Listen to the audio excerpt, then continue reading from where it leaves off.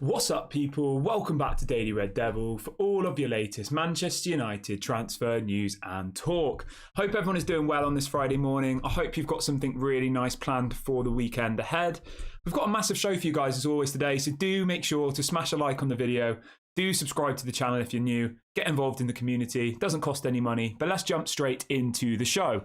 So on today's show, guys, we're going to be talking a lot about Rasmus Hojlund. There's some really exciting news coming out since we spoke last night surrounding the transfer of Rasmus Hojlund. So, of course, we will touch on that. We will also be talking about Amrabat to Manchester United. Again, there is more and more stories coming out about Amrabat to Manchester United, which we will touch on.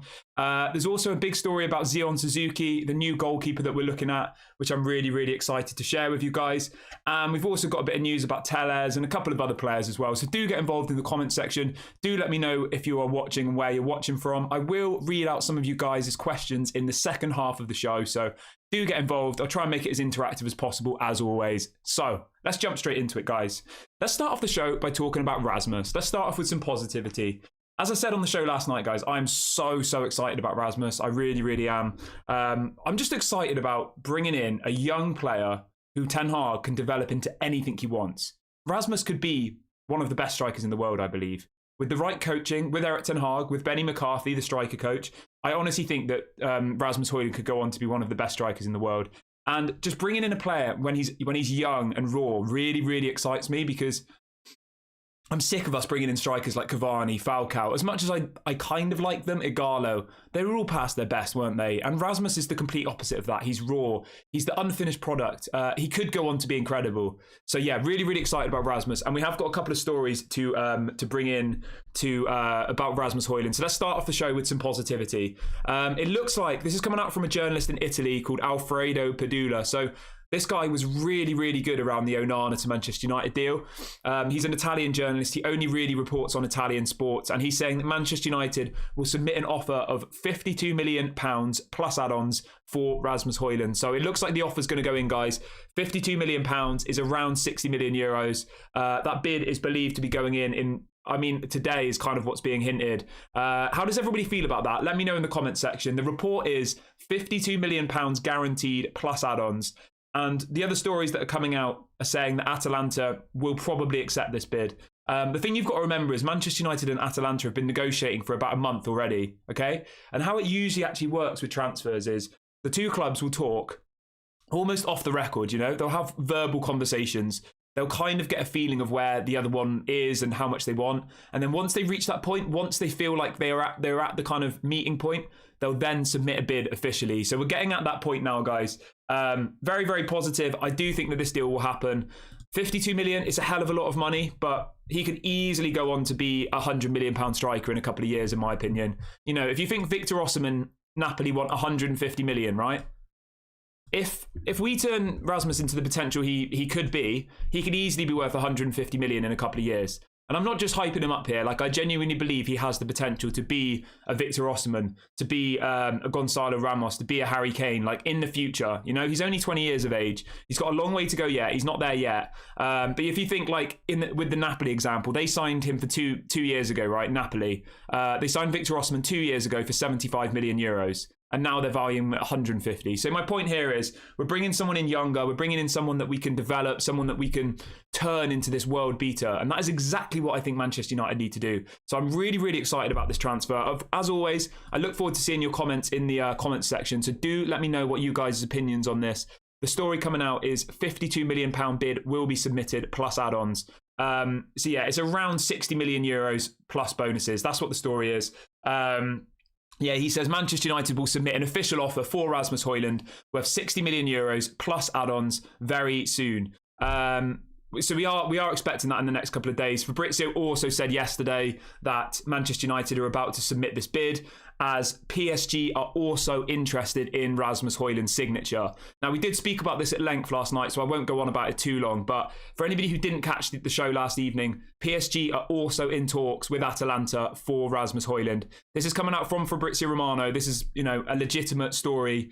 It is a concern, it is, but as you guys know, Rasmus wants Manchester United. He's a boyhood Manchester United fan. His dream is to play for Manchester United in the Premier League. So I'm not really too worried about PSG, to be completely honest with you. as long as we get this deal done quickly, I think Rasmus Hojlund will become a Manchester United player. All right, guys. But at the end of the day, yeah, we've got to keep an eye on that one. But the bid is believed to be 60 million euros plus add-ons. Do let me know in the comments section, how do you feel about that? Do you think the price is fair? Do you think we're overpaying? What do you expect from Rasmus Hojlund in his first season? Let me know in the comments section. I would love to see you guys' opinions. For me, as I said, I'm expecting 15 goals for him next season. I think that's realistic. I do, because we don't have any other strikers. So he's going to play the majority of the games, I think. I think he'll do really well in the Champions League. I think he'll do really well in the League Cup and FA Cup. It might be a bit of a struggle at first in the Premier League, but I am feeling confident about him. I think when he's at home at Old Trafford, I could see him banging some goals in. But yeah, really, really excited about this one. It does look like he will be our next signing, guys, which I'm absolutely buzzing about. We've got over 250 people in the chat already, guys. Absolutely incredible. Please do make sure to smash a like on the video really, really quickly and subscribe to the channel. We're about 30 subscribers away from 5,500. So let's see if we can hit 5,500 subscribers by the end of the video, guys. Yeah, please do subscribe, hit the notification bell. So we've got a little bit more on the Rasmus Hojlund situation, just to kind of finalise this bit of the show. So yeah, Fabrizio Romano last night was reporting the following. Fabrizio says this. He says, I understand Manchester United will be sending the official bid to Atalanta for Rasmus Hojlund very soon. Manchester United want to avoid any hijacks from the PSG camp, as PSG are currently speaking to Atalanta. So as I just said, guys, Fabrizio has confirmed that the bid is about to go in. This was last night. And since then, we've had another journalist in Italy saying that a 60 million euros bid is about to go in. So any minute now, it could be today, it could be over the weekend. This bid will go in, mainly because they're worried about PSG trying to hijack the deal. And he does go on to say, guys, I've probably mentioned this to you before, but Hojlund and Manchester United have already agreed personal terms. Personal terms are done. So there's nothing to worry about in that sense. They've already agreed how much he's going to be paid. I believe it's going to be around 70 to 80,000 pound a week. That was what was being reported. He's only on 10 grand a week at the moment, guys, at Atalanta. So Manchester United are giving him a massive pay rise. But I mean, 70 to 80 grand a week, I honestly, that's such good business. Such good business. Answer me this, actually. I've got a little hypothetical for you. What would you prefer at this current moment, all right? Would you prefer Harry Kane for 100 million on 400 grand a week? That's probably what he would cost, which is about 20 million a year in wages, right? So around 100 million salary, 20 million salary and 100 million transfer fee for Harry Kane? Or would you rather get Rasmus Hojlund for 50 million, roughly, plus around 5 million in wages and another player? Because what my point here is, guys, if we get Rasmus Hojlund, yeah, we could easily sign an Amrabat, we could easily sign Suzuki, and we could probably sign another cheap player for the same price as what Harry Kane was going to cost. So as much as I was excited about Harry Kane, and I really, really did like the idea of him, I do think that this is a more sensible deal when you look at the financials of it. Like bringing in a young raw player who you're only going to have to pay 70 to 80 grand a week versus bringing in a 30-year-old Harry Kane on 400 grand a week. It is a risk, because imagine if he gets injured and he's on these ridiculous wages. So I'm excited about this. I think giving him a smaller contract to begin with will really, really incentivize him, because, you know, if he has a good season, Manchester United will then try and sign him on a new contract. That's usually how it works, isn't it? He'll come in. If he does really, really well, Manchester United will increase his contract. So I'm feeling really, really positive about this one, guys. I think he has really good potential. I'm going to read out a few of your comments really, really quickly. So Al is feeling not happy about it. Al says, 52 million plus add-ons. What a joke. He isn't scoring 15 goals. Don't want to be negative, but he is a 30 million pound player.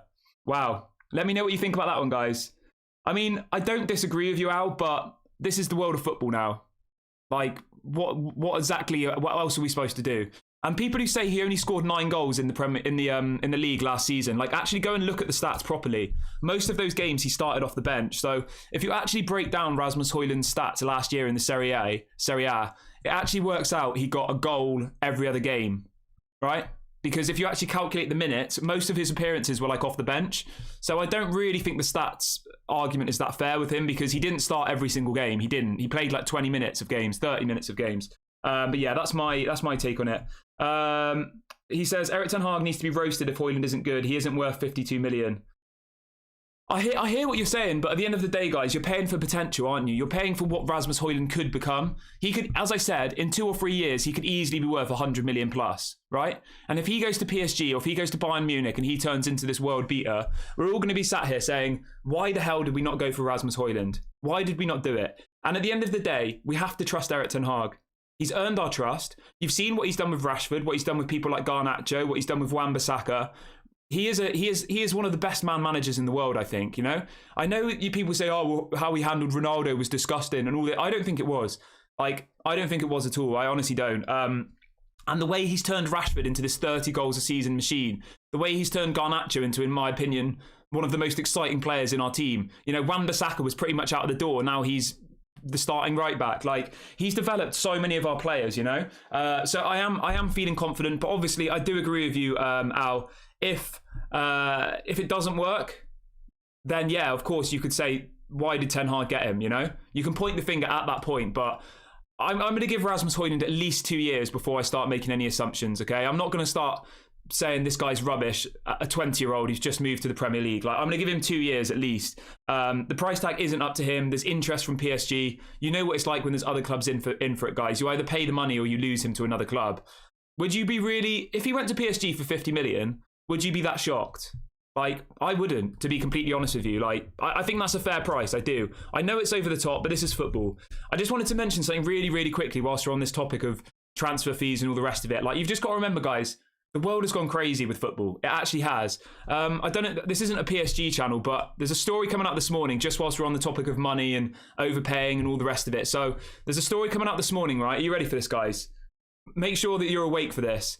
PSG are about to offer Kylian Mbappe a 10-year contract worth over $1 billion euros. So they're going to pay Kylian Mbappe 100 million euros a year. I mean, that is absolutely mental, isn't it? So that's where football's gone now. PSG are about to give Kylian Mbappe 100 million euros a year to stay at PSG. What's that a week? It's about 2.5 million euros a week they're going to pay Kylian Mbappe. That is absolutely mental, isn't it? So that's the way that football's gone, unfortunately, guys. So I know 50 million sounds like a lot, but that's just how it is. What else are we supposed to do, you know? You either bring a striker through your youth academy or you pay the 50 million. There isn't really any other options out there who are available who we can get for cheaper, really, is there? So I appreciate it's a lot of money, and obviously I do look forward to seeing you guys' opinions on this deal. Do you think it's good value? For me, 50 million was the absolute limit, and that looks like what we'll pay. It's going to be around 50 million plus add-ons. I think it's fine. I do. I think 50 million is fine. Anything more than that, I think is too much. It's the very, very limit of what I think is kind of acceptable. But, you know, as I just said, when PSG are offering Kylian Mbappe 2.5 million a week, like, this is the way football's gone now. It's crazy. But anyway, let's move on to the next topic of conversation, guys. Let's talk about Alex Telles really, really quickly. So we've got an update on Alex Telles. Unfortunately, it is bad news. It's really, really bad news. We did speak about this a couple of days ago. So Al Nassr, Saudi Arabian club, were on the brink of signing Alex Telles for around £4 million, okay? Some people in the chat were saying this is amazing, great deal. Others were saying, how are we only getting 4 million for this guy? It should be more. Anyway, so unfortunately, guys, the Alex Telles to Al Nassr deal seems to have broken down. This is coming out from Fabrizio Romano. It says Manchester United had an agreement with Al Nassr for Alex Telles, but the Saudi club decided to think about it again, and sources believe they're now looking at other left-back options. So apparently Al Nassr are no longer going to get Alex Telles. I mean, what the hell? It's so bad, isn't it? So bad.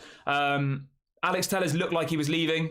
That was all but confirmed. Fabrizio done the here we go. And apparently now the deal's fallen through. So it doesn't look like Alex Telles will be going to Al Nassr. I don't know what this means for him. If I'm being completely honest and being critical, I think he probably will go on a free transfer, to be honest with you, because I don't know if you guys missed that part of the show a couple of weeks ago, but apparently the only club in the whole of football at the moment who was willing to pay a transfer fee for Alex Telles was Al Nassr. So he did have other options, but it was loans, it was free transfers. Nobody was willing to pay any money for him. The only club who was willing to pay for him was Al Nassr. And now they're pulling out. So it looks like this deal is not going to happen, unfortunately, guys. It's another player not leaving the club. It is very frustrating. It really, really is. I was starting to feel quite positive about how our transfer window is going. You know, people like Phil Jones have gone, David De Gea has gone. All of these kind of high-earning players who ultimately were surplus to requirements have left. But then we're still at the moment stuck with Eric Bailly and Alex Telles, who 100% need to leave the club, 1,000%. Neither of them have gone on the tour of America, so they are definitely going to be trying pushed out of the club. But it might end up being a loan move. It might end up being like they've both got 1 year left on their deal, guys. So I don't know what's going to happen here. It's very, very frustrating, really, really annoying. But there's not really too much we can do about that. Let's just hope that this isn't on Manchester United side, and it is purely that Al Nassr have changed their mind. Because if it is on Manchester United side, that's an absolute disgrace. It really, really is. You know, to be getting 4 million for Alex Telles, I was quite happy with that. I was, but yeah, it's fallen through apparently, guys. So Alex Telles won't be joining Al Nassr as it stands. Very, very upsetting. But anyway, guys, we move on. Let's move over to some more positivity. There's loads of people in the chat talking about Amrabat. Obviously, he is in the title of the video. So let's talk about Amrabat really, really quickly. There's 2 different Italian journalists coming out in the last 24 hours. The first one is saying this: Manchester United are preparing a bid for Fiorentina midfielder Amrabat after purchasing Inter Milan's goalkeeper Andrea Onana. So that's coming out from one journalist in Italy. The second says, so Fabrizio says, Man United currently focused on the Hojlund deal. New midfielder will be discussed later. Amrabat in the list. So yeah, at the moment, guys, it does look like we will go for Amrabat, but they're focusing all their efforts on Rasmus Hojlund. You know, Manchester United are incapable of doing more than one deal at one time. We've never been able to do it. I don't know why, but they're never able to buy more than one player at one time. They take forever to do anything. It's very, very frustrating. I'll read out. We've got a couple of questions in the chat. We've got over 500 people watching today, guys. Absolutely incredible. Please do smash a like on the video and please subscribe to the channel. We're about 30 subscribers away from 5,500, so let's see if we can hit that by the end of the video. So Amnat says, why the hell was Dean Henderson flying to the USA? What would be his role? Only he would increase his wage bill, but nothing else. So the thing you've got to remember, guys, as well, don't think about it as all doom and gloom if people are on that plane to America. They can do their medicals in America, and you've got to remember a lot of the Premier League clubs are actually in America at the moment for pre-season tour. So just because Dean Henderson's on the plane to New York or is in America now doesn't mean that he's staying at the club, all right? Just try and stay positive about these things. We're only in America for, I think, 10 days. We're not there for the next 3 months. We're there for 10 days.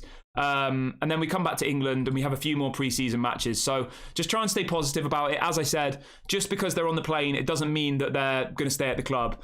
So our last game in America is on the 31st of July, guys, all right? So in 10 days' time, we play Borussia Dortmund in America and then we fly home. So literally next Sunday, the players will be back in the UK. So don't worry about it too much. You know, deals take time to do. I was a little bit concerned at first that why is Dean Henderson on the plane? Why is Maguire on the plane? Why is, McTominay on the plane, etc., etc. But I honestly don't think it's a big deal. As I just said, all of the players will be back in Manchester in about 10 days' time, next week. Literally next week. So don't overstress yourself about that one, guys. Like, deals do take time to do. Yeah, so I wouldn't worry about it. I was a little bit worried at first, but yeah, I'm more worried about people like Alex Telles and Eric Bailly, to be completely honest with you, because they haven't even gone on the tour, which means they're 100% being pushed out of the club, right? But nobody seems to want them.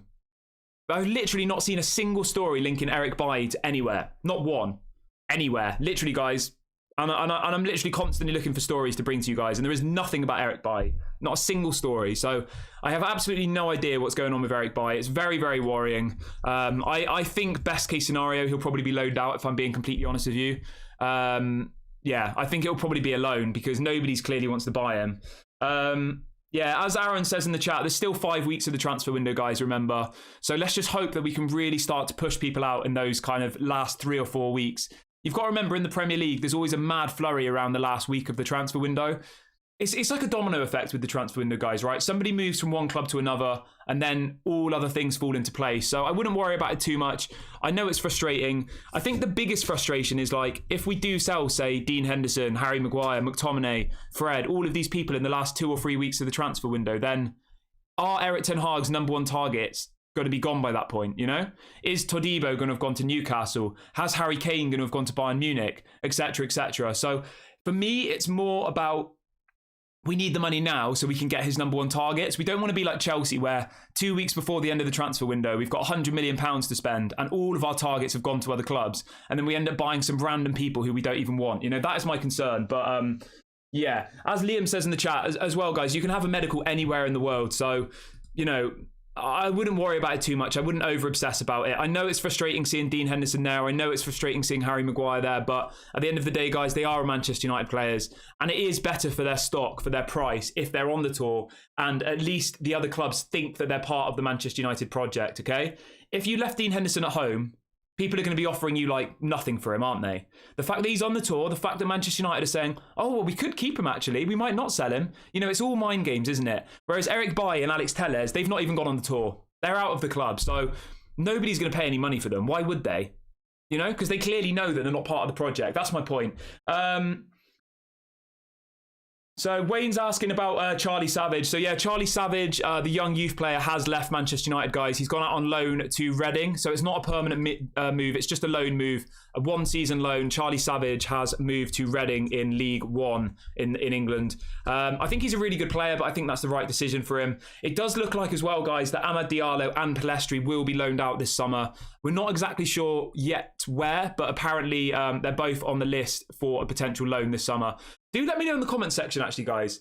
What would you do with Amad Diallo and Pellistri? Would you keep them for one season? Would you loan them out? Let me know what you think, because I'd love to get you guys' opinions. For me, I would 100% loan out Pellistri and I would keep Amad Diallo. That would be my take on it.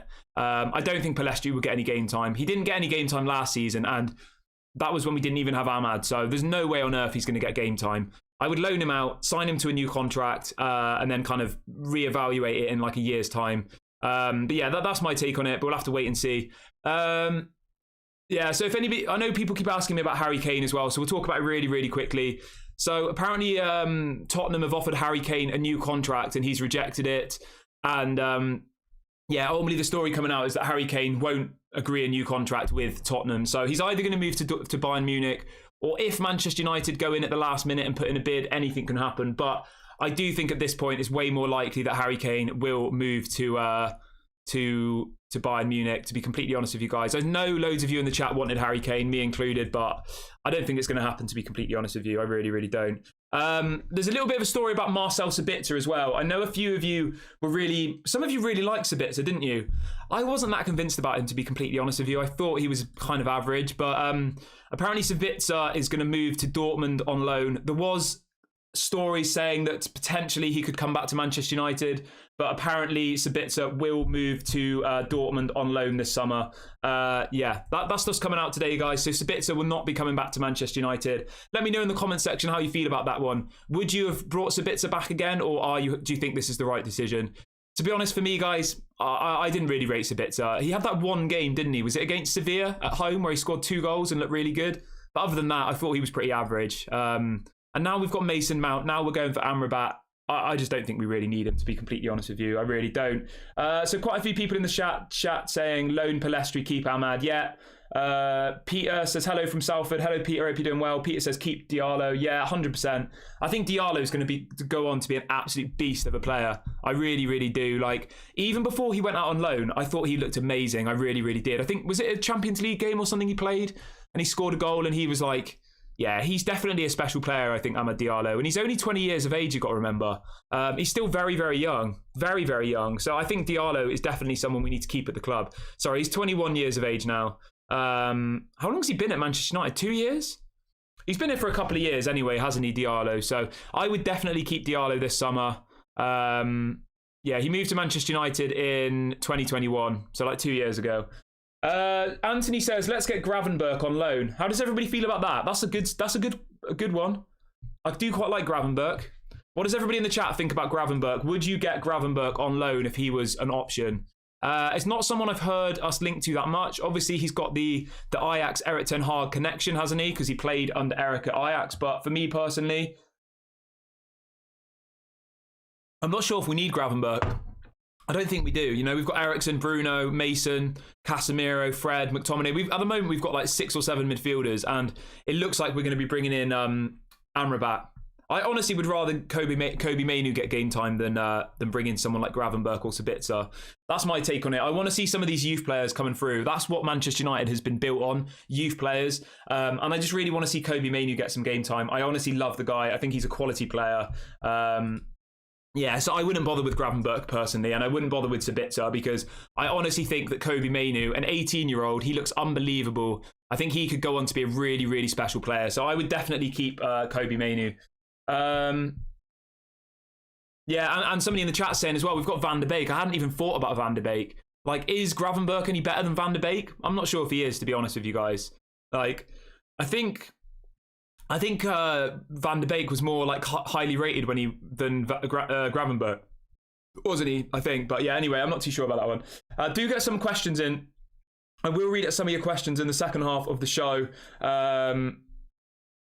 Yeah, I will read out some of your questions in a little bit, guys. And if you haven't already, please do smash the like button. We've got over 600. We've got 600 people watching this morning. Absolutely incredible. And please do subscribe to the channel if you are new. We're about 30 subscribers away from 5,500. So let's see if we can hit that by the end of this stream, guys. We're live every single day at 8 a.m. and 6 p.m. UK time. So do get involved. And if anything breaks during the day, we do go live as well. So yeah.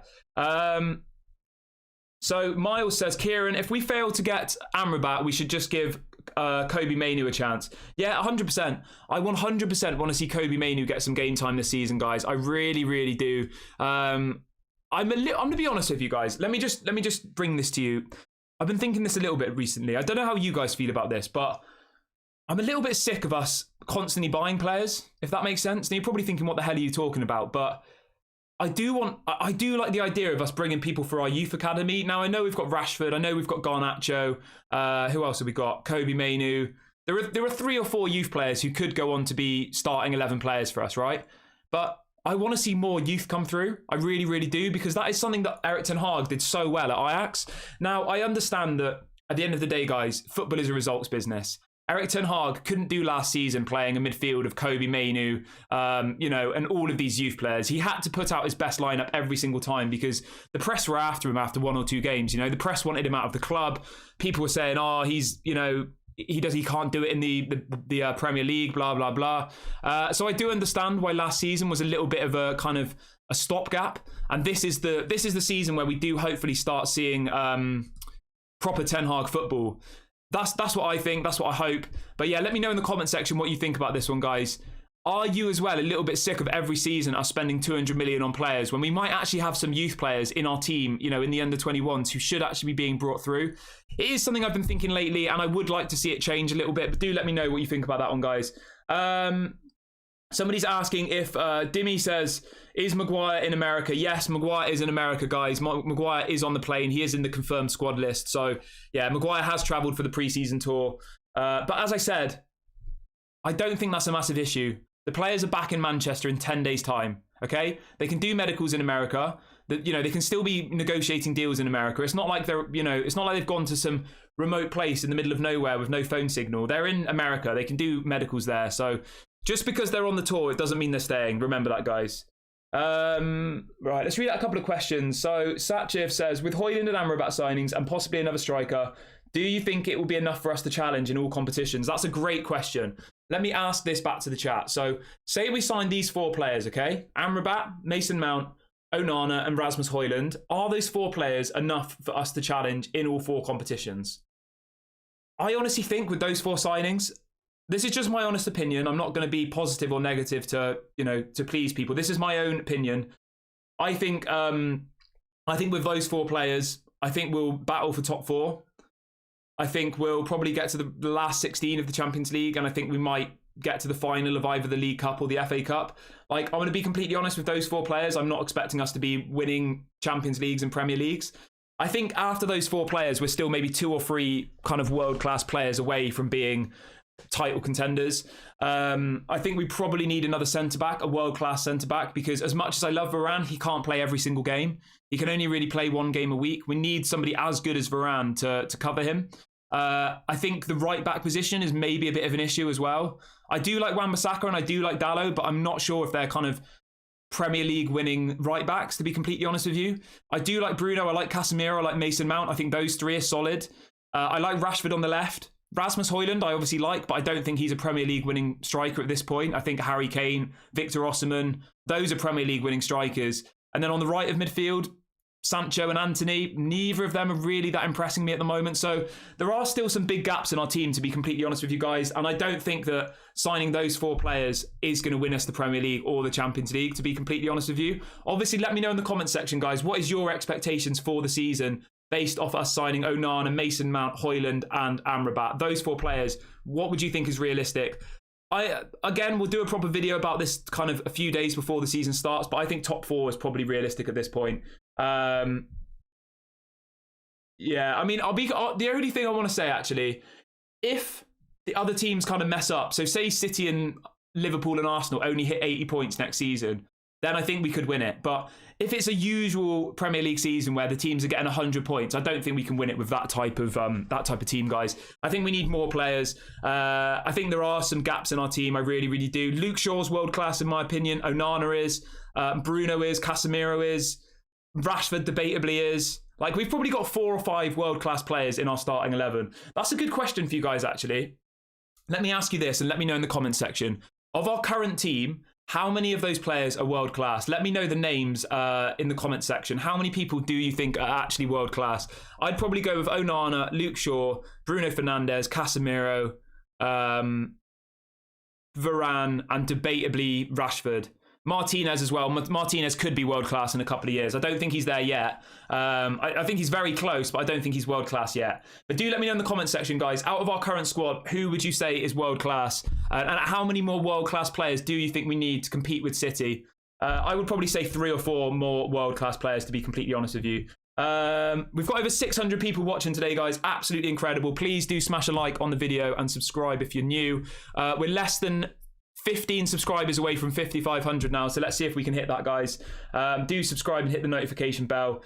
Right, I'll read out a couple of your questions here, guys. Yeah, the thing is, like, I do really like Anthony, but I am a little bit worried about him. Yeah, is anybody else worried about Anthony? He does excite me. He does get me off my seat, but I'm just not sure, like, at this point, whether, you know, when you compare him to other wingers in the Premier League, he can only use one foot.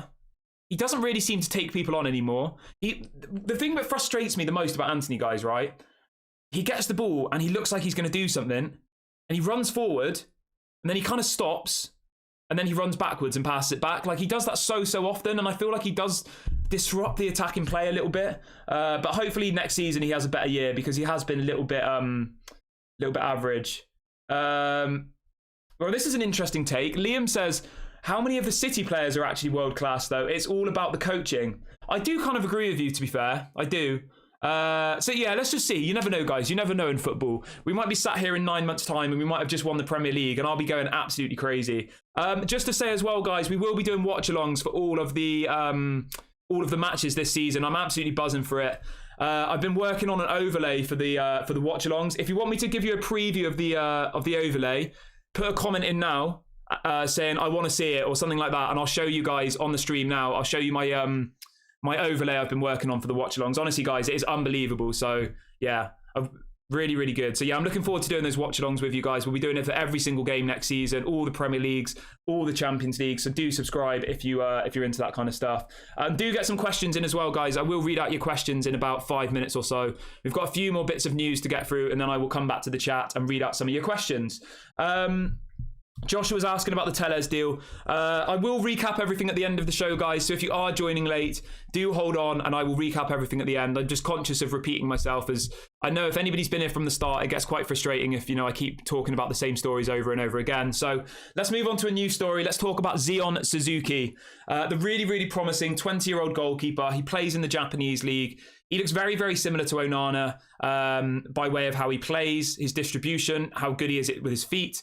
There's a story coming out saying that Zion Suzuki is now very close to signing to Manchester United, guys. So it looks like we will get Zion Suzuki at Manchester United. Very, very excited about this. He will be the backup goalkeeper. He's not going to be starting every single game.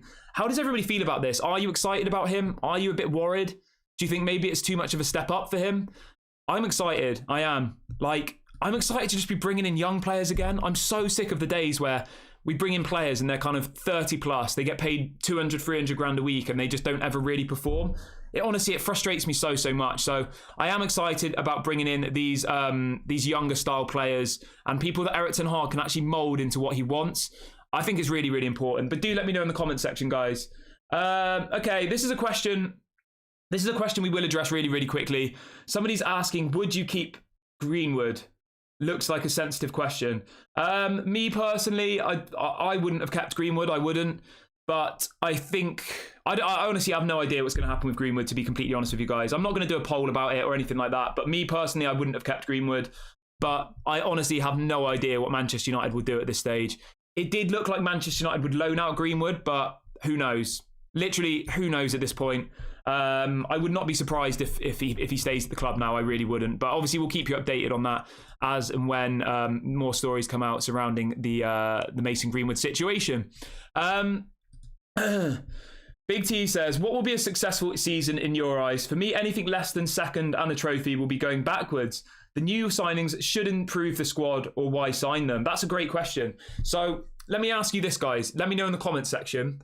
What would be a successful season for you next year? What are your expectations at this point? The person who asked the question said he wants at least second and to win a trophy. So my expectations are, I think top 4 and I think win a trophy. That's my expectations. I think either the FA Cup or the League Cup, preferably the FA Cup. So win 1 trophy and get top 4. Those are my expectations. I'm not expecting second. I'm not expecting us to win the Premier League at this point. I do think it's going to be difficult next year, though. I really, really do. So, I don't know. I think top 4 is realistic, and I think winning a trophy's probably realistic. Anything more than that is obviously going to be great, but you know what it's like in football. Right, let's read out a few more of your questions then before we go back to the news.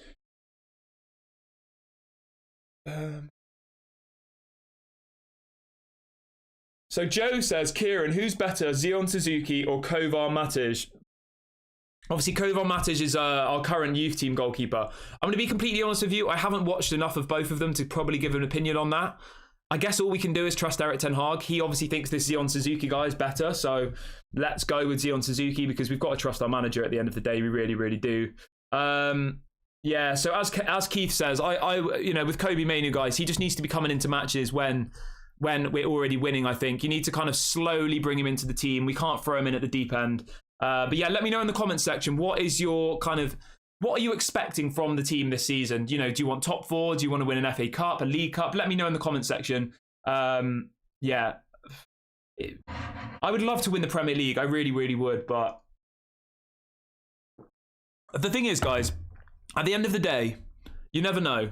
Onana might come in and he might completely unlock the things that we were struggling with before. And I think if that happens, anything could happen, honestly. Because what was the issue last time is our build-up play was too slow. David De Gea would get the ball, he'd pass it, they'd pass it back to him, and then he'd kick it out of play.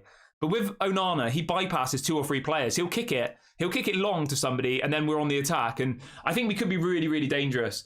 Miles says, Kieran, do you think Diallo can bench Anthony? I think he could, yeah. I genuinely do.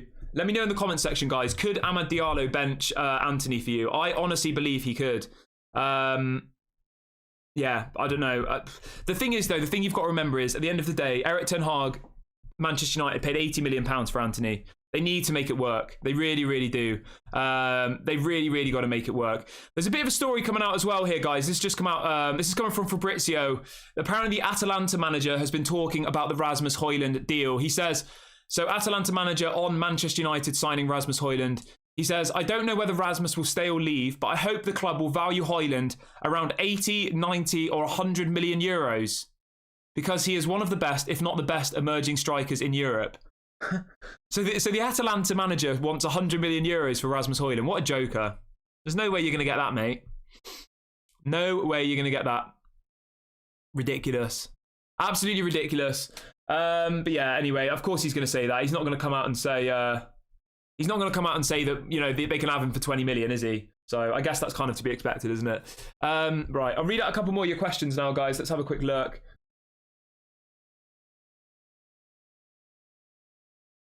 Yeah, somebody's saying, to be fair, Sancho also costs about the same amount of money and we need to make him work. So Big T says, if we achieve the same as last season with new signings, do you see that as making progress? To be honest with you guys, I'm going to be completely honest here, yeah? If we get top 4 and win a trophy, but our play style changes, I think that's making progress. It isn't always just about winning things to see progress. Like, let's be completely honest, guys. The way we played football last season wasn't great. Okay? Does anybody, if you disagree, let me know in the comment section. But I don't think we played particularly good football last year. I really, really don't. And we did not play Erik ten Hag's style of football. We played quite reserved, quite defensive, quite counter-attacking. Like, we did not play Erik ten Hag ball last season. It was very, very slow, very, very... It wasn't Ten Hag football, that's my point. But that was because of the goalkeeper. Ten Hag needs a goalkeeper who can pass out from the back, who's good with his feet. And we didn't have that. So for me, the biggest improvement that we can see is actually if we change our style of play. Obviously, I still want us to get a top 4 and I still want us to win a trophy. But, you know, if we go into the season and we play the same style of football as last year, I will be concerned. I'm not going to be saying Erik ten Hag out, but if we're sat here in a year's time and we got top 4, but we played the same as we did last season, I honestly will be quite worried. I will, because that isn't why we brought in Ten Hag, all right? We brought in Ten Hag because he plays fast football. It's, you know, it's high possession, it's high line, 70-80% possession. Most of the games last year, we had less possession than the opposition. So I think it is actually more important about how our play style develops next year versus whether we win a Champions League or a Premier League, because I actually think that if our play style improves, the other things will all kind of naturally happen, you know?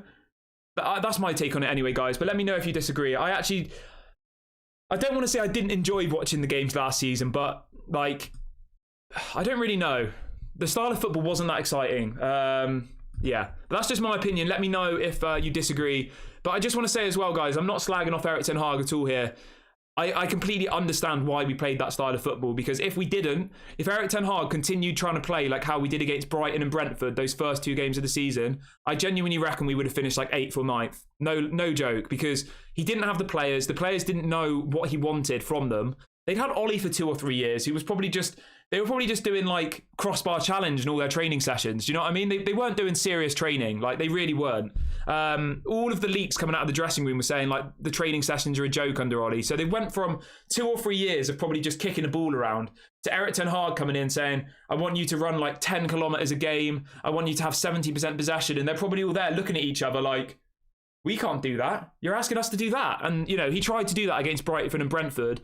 I was at the Brighton game, the first game of the season. We got absolutely destroyed by them. The next game, we lost 4-0 to Brentford. So he had to do that, guys. He had to play defensive. He had to play pragmatic. Otherwise, we would have not got top 4 and we would have not won a trophy, in my opinion. So, yeah, I do think the most important thing here is seeing a differing style of play next season. And I do think that the results will naturally happen as a result of that. We've got over 600 people watching today, guys. That's absolutely incredible. I'm going to get a new poll going. Do make sure to subscribe to the channel if you are new. We're less than 10 subscribers away from 5,500. We're live at 8 a.m. and 6 p.m. every single day. So do make sure you get involved in the community. Right. Yeah, to be fair, there was a couple of games where we had elements of Ten Hag football, but overall, I would say it wasn't Ten Hag football. And the thing you've got to remember, guys, I'm not slagging him off here. I'm just giving my overview of what I've seen. And even Ten Hag said, we're not playing the style of football I want. But he ultimately didn't have the players, you know? He couldn't trust the players to do what he was asking. So yeah, that's my take on it. I think it is just...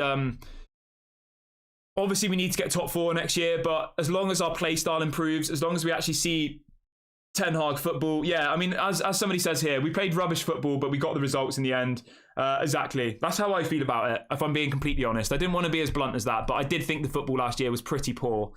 We scored like 50 goals in the Premier League, guys, in 38 matches. Like, that is really not very good, is it? I mean, it might be a little bit less than that, a little bit more goals than that. So in the Premier League, we scored 58 goals, right? In the Premier League. To put that into context, Brentford, who finished 9th, scored the same amount of goals as us. We only scored 58 goals. City scored 94. Even Tottenham scored more goals than us last year, you know? We didn't get that many goals. But yeah, anyway, we're not trying to be negative here. That is just what I would like to see next season. I want to see more goals. I want to see us dominate more games. I want to see us go away to Arsenal and Manchester City and actually put up a bit of a fight, go away to Liverpool and not lose 7-0. You know, there are lots of things that we can easily improve next season. So let's just hope that happens.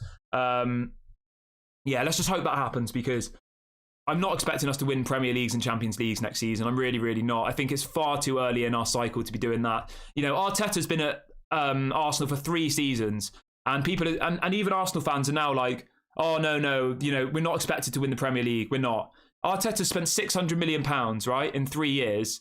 and the Arsenal fans are still like, oh no, we're not, we're not title contenders, we're not expected to win the Premier League. That's after 3 years. So we've had 1 year of Erik ten Hag, and he's only spent 200 million. Somebody's asking what your definition of world class is. I mean, it's hard to give a definition, but you can give examples of players, can't you? So world class would be prime Sergio Ramos. It would be Cristiano Ronaldo. It would be Benzema, Messi. That's world class. Courtois, Alisson, like those types of players are world class in my opinion. But yeah, we probably do need about 4 more players who are world class to be at that point of competing. Or maybe it will just take time. Who knows? Let's just have a see. So Aaron says, what formation do you think we will play next season? That's a great question. Everybody let me know in the comment section. What formation would you like us to play next season? I think it'll be a 4-3-3, which is a formation I really, really like. Yeah, I'm going with 4-3-3 next season, guys. I think that would be way more. We'll dominate games way better under 4-3-3. I think last season it was more of a 4-2-3-1. It was a lot more defensive. Whereas 4-3-3, it would be Onana, Luke Shaw, Martinez, Varane, Wan-Bissaka, and then a midfield three of Casemiro, Bruno, and Mason Mount. Rashford on the left, Rasmus Hojlund as the striker, and Antony as the right winger. That's what I would do next season. Yeah, that would be my take on it. But yeah, let me know in the comment section, guys. What formation would you like to see Manchester United play next season? And what is your kind of desired predicted lineup? Let me know. I'd love to see. So Erik ten Hag's someone's asking what kind of football Erik ten Hag plays. So at Ajax, it was very it was like he was getting like 70% possession every single game. So it was very, very dominating. Yeah, really, really. He used to get a lot of goals as well, though. Yeah, he was getting like 70 to 80% possession every single match at Ajax. I know that was in the Eredivisie. I know it's different. So the importance of the thing was possession. It was dominating the ball, conserving energy. As soon as the ball is lost, they win it back immediately. That's kind of his style. It's not a sit back and counter. But yeah, he either played a 4-2-3-1 or a 4-3-3 or a 4-1-4-1. So yeah, he played a few different tactics. 4-1-4-1 was one he liked. So that was very, very attacking. Sometimes in defense, he'd play a 4-2-3-1. So yeah, he's got a couple of different formations he'd try. So I think we'll either see next season a 4-3-3, a 4-1-4-1 or a 4-2-3-1. It'll probably be when we're in attack, 4-1-4-1, and then in defense maybe 4-3-3, something like that. But yeah, we'll have to wait and see. Obviously at this point we don't know. I'm going to get a poll going as well, guys, really, really quickly, because we haven't done a poll yet this show. Why is it not letting me do a poll? All right, for some reason it's not letting me do a poll, guys. I do apologize. Let me see if I can, yeah, start a Q&A. Right, for some reason it doesn't want me to do a poll. I'm not sure why. I do apologize about that. Yeah, I'm not sure why that's happened. We're not going to be able to do a poll this stream, guys, for some reason. Doesn't seem to want to let me do it. So I do apologize for that, but it is what it is. Right, I'll read out a few of you. I'll read out a few of your questions.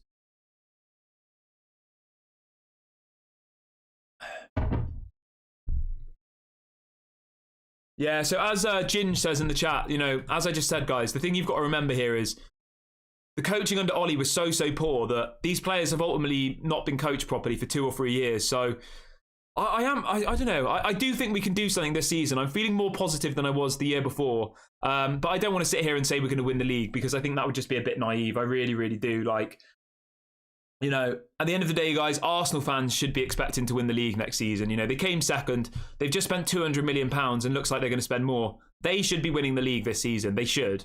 Based on, spending £600-700 million in 3 years.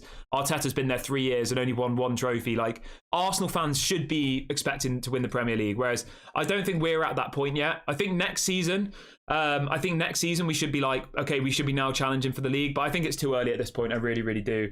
All right, somebody's saying you already have a poll up. Yeah, I do. All right, I'm ending that poll. Right, we'll get a new poll going, guys. Right, so it's going to be, the poll is going to be, where will United finish this season? Everyone smash a like on the video, please, whilst I get this poll going, and please do subscribe to the channel if you're new. We're only a couple of subscribers away from 5,500, so please do subscribe and hit the notification bell really, really quickly whilst I get whilst they get the poll going. It'll be live in like 1 minute, guys. There's only me who does this channel, all right? So I sometimes I'm going to have to do admin stuff. Right, okay. So the question is, where will Manchester United finish this season, okay? So do get involved in the poll. The options are first, second, top four, or no top four. Let me know where you think we're going to finish, and let me know in the comment section why you've made your decision. I'm going to go top four. I voted for top four. I think that's the most realistic option for me personally. Obviously, top four could be first in theory, but yeah, so it's a bit of a trick question. But yeah, I'm going top four. Max says, do you think there is a way back for Mason Greenwood? I don't know, mate, to be honest with you. I really, really don't.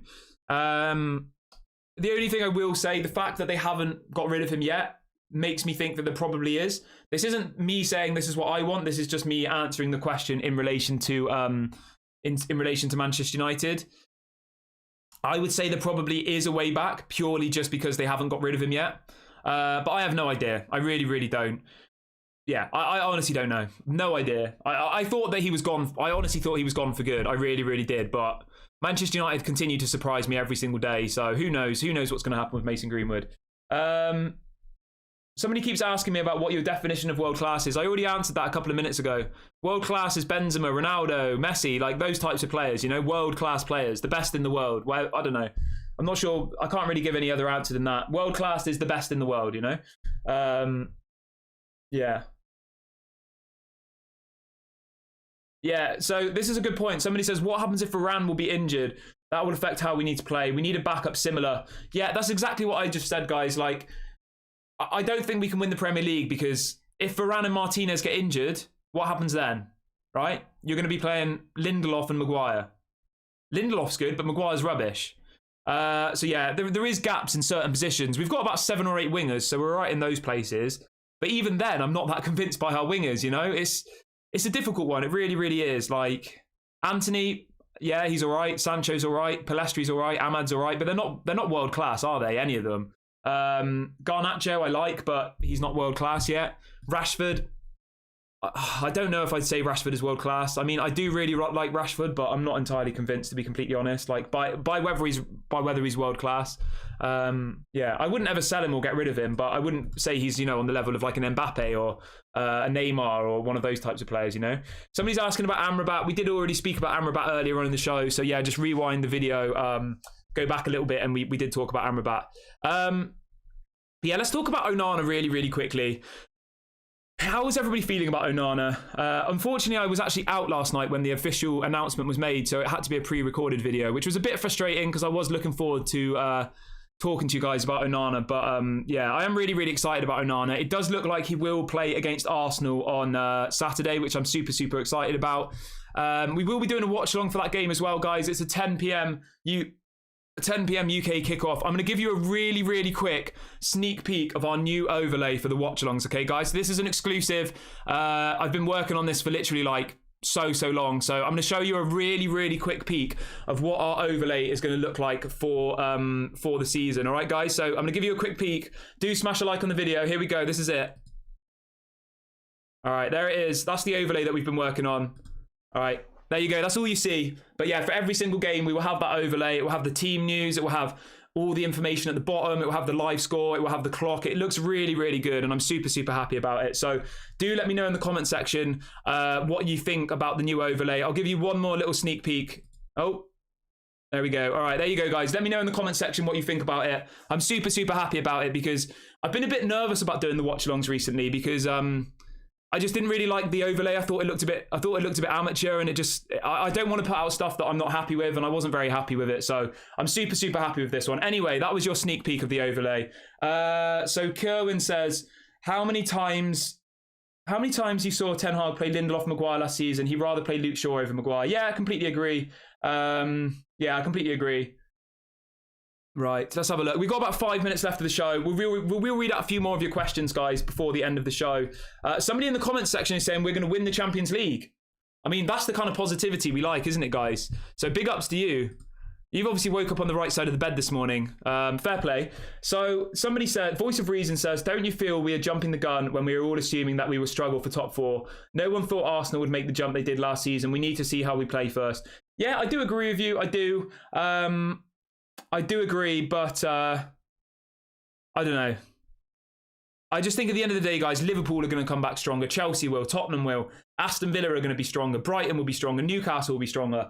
I honestly think this season is going to be way more difficult than last season. I do. So, yeah, that's my take on it. That's why I think top 4 is realistic. Somebody says, Max says, great work. How long have you been doing the channel for? So, let me have a look for you, actually. That's a good question. So, the first video we uploaded was, I think it was about 6 weeks ago. I registered the URL 2 years ago, all right? And then I never really had the confidence to actually upload. So our first public video was... Let me have a look. Sorry for anybody who's watching and thinks, what the hell is this guy doing? I don't care. But somebody's asked in the chat, so I'm just going to answer it really quickly. So our first public video was on the... It was on the 1st of June. So we've been doing it for about 6 weeks, guys. Absolutely mental. Honestly, so crazy how fast the community's growing. Yeah, we've been doing it for 6 weeks. That was our first public video 6 weeks ago from now, roughly, give or take.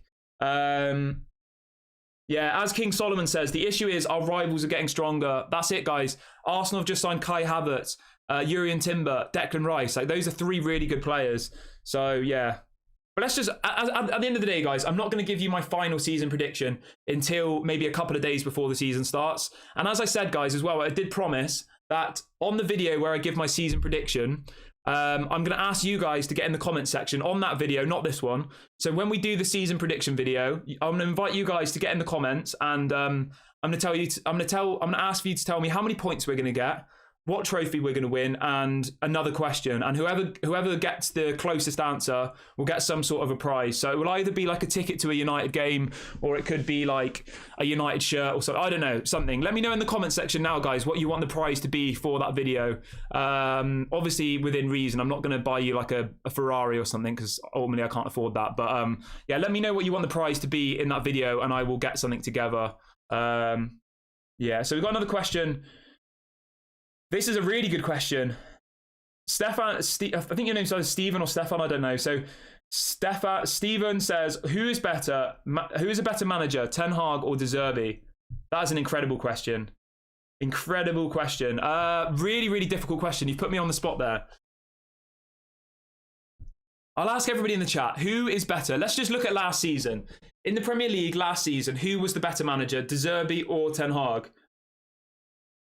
I'm going to be completely honest here now, guys, and you can come out with hate if you want, but I would say based on last season, just the Premier League alone, I would say De Zerbi did a better job than Ten Hag last season in the Premier League. I did. Graham Potter left. He took all of his staff with him, right? The whole of Brighton's backroom staff left the club. De Zerbi comes in, and the way that Brighton played football last season was absolutely incredible. It was.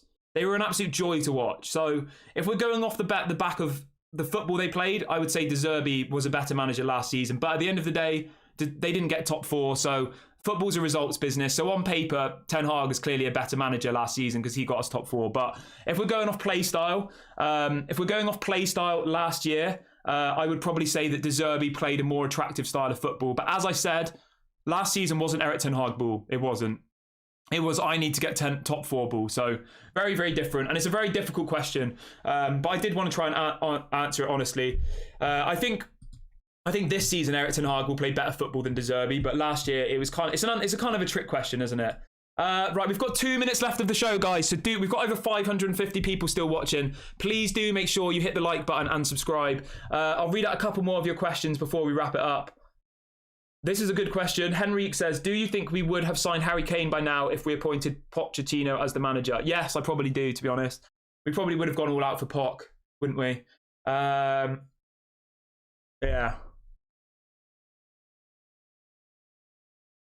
Yeah, I do think if Pochettino had come in, we would have gone for him. Yeah, we would have gone for Ten Hag. We would have gone for Harry Kane. Yeah, I wouldn't be surprised at all.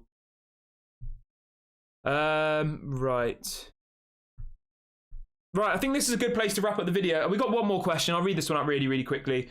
Amrabat says, City won't be winning this season. Gundogan's gone. Mahrez gone. Walker about to go. What do you think? The thing is, right, City will buy a load of players now. You wait. They'll buy loads and loads of players, okay? So yeah, we'll have to keep an eye on that one, guys. I think City are always going to be a difficult team to come up against. So yeah, I'm going to wrap up the video, guys. It's been an incredible stream this morning, one of the best ones yet. Please do hit the like button on your way out, and please do subscribe to the channel if you're new here. We're live every single day at 8 a.m. and 6 p.m. UK time. If anything breaks throughout the day, we do go live, so make sure you hit that notification bell. I'll be back at 6 p.m. today, but as I said, if anything breaks between then, if we get the official bid for Rasmus Hojlund, if there's any other news about transfers, ingoings, outgoings, I will of course go live. So make sure you hit the subscribe button and the notification bell. Lots of love, guys. Peace out. I'll catch you guys later on today. Have a good day wherever you are in the world, guys. Speak later.